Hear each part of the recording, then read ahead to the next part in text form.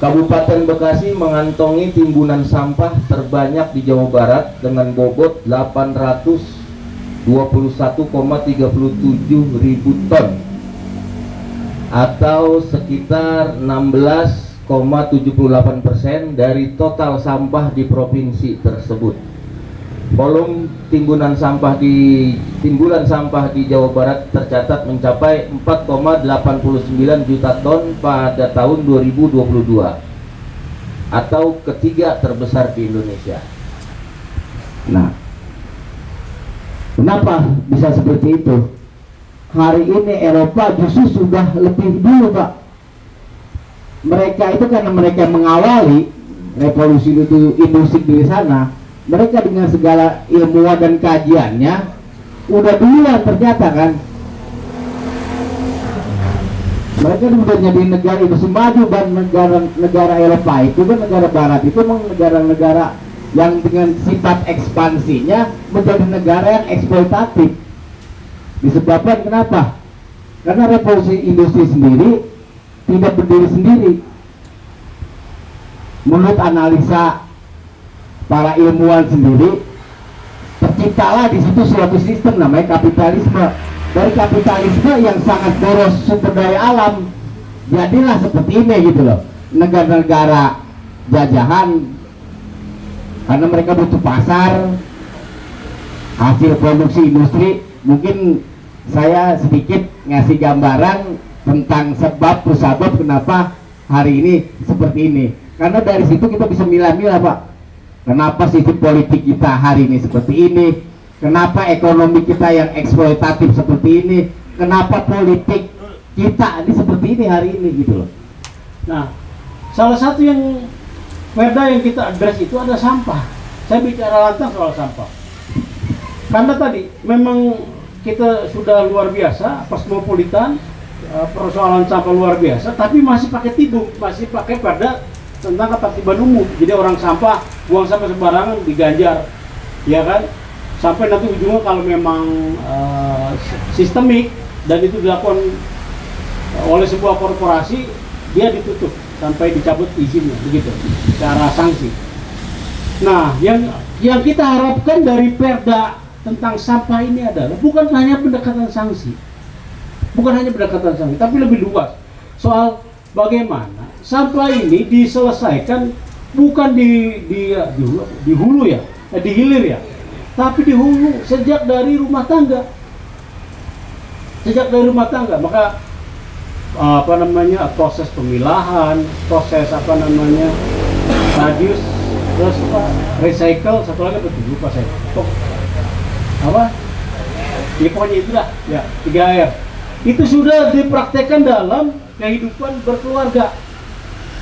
Otomatis nanti supply atau distribusi sampah-sampah yang mengalir ke hulu itu, ke hulu prosesnya, ke TPA, tempat pembuangan akhir, itu semakin kecil gitu kira-kira. Nah, itu di skala mikro, di skala rumah tangga.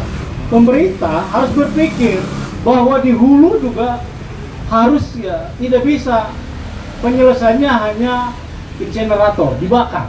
Itu nggak bisa. Itu menimbulkan masalah baru, ya kan? Soal dampak lingkungan, ya, dan lain sebagainya. Barang-barang seperti botol aqua ini kita kelola, gimana caranya botol ini tuh bisa jadi duit buat masyarakat. Nah, kebetulan di BKMM itu kami mempunyai program tentang menggunakan bahan-bahan dari sampah. Kan sampah itu kan ada organik, ada yang anorganik ya. Nah, itu yang harus kita paparkan ke masyarakat bahwa sampah ini bisa loh kita jual belikan, masa kita perdayakan, betul nggak? Iya, ada yang bisa.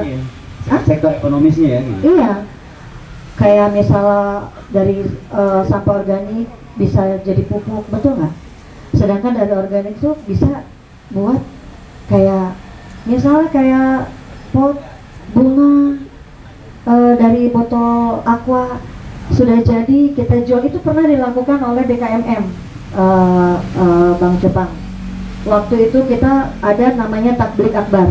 Jadi kami mengarahkan seluruh pengurus BKMM itu membuat suatu UMKM yang dasarnya itu dari sampah, yaitu dari botol, dari sedotan. Sedotan ini ternyata ada fungsinya loh, bisa buat kayak semacam hiasan rumah, itu bisa dijual.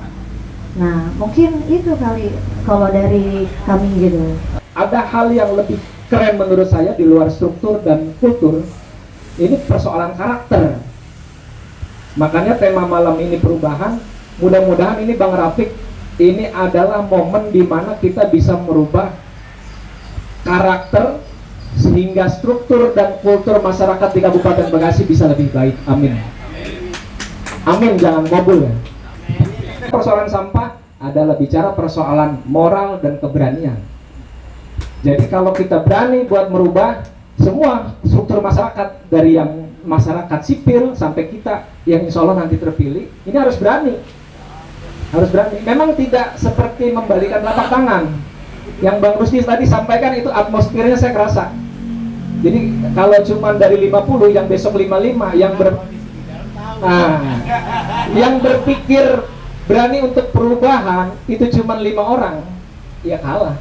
Jadi kesimpulan saya di desa tadi kurang lebih 8 tahun, ada anggaran 4 miliar. Pemerintah daerah jangan sendiri, libatkan. Karena di pemerintahan desa yang disebut APB desa itu 4 miliar itu 3 sumbernya, 4 malah. PADES ya PADES samalah seperti iklim di kabupaten, di pemerintah daerah kecil. Seolah-olah nggak ada, paling 12-20 juta PAD desa. Tapi 4 miliar ini yang terbesar alokasinya bukan dari dana desa yang dari pusat, melainkan dari kabupaten yang disebut ADD.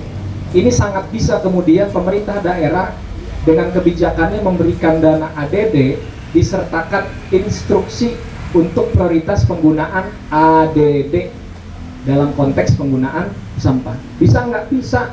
Persoalan COVID kemarin semua elemen pemerintah bergerak.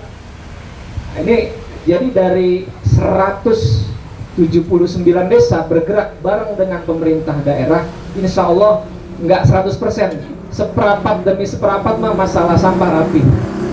Tinggal keberanian pemerintah daerah dalam hal ini kita, Bang. Kalau pemerintah daerah nggak punya duit, Bang, tanpa persetujuan Bang Rusdi, benar nggak? Ya kan, Bang, anggarannya di sini yang sepakatin kan gitu. Nah kita di situ punya bargaining. Hari ini minimal sampah rumah tangga dan lain-lain ini bisa terselesaikan. Demikian Bang Jufang. Oke. Terima kasih. Bang Ubi.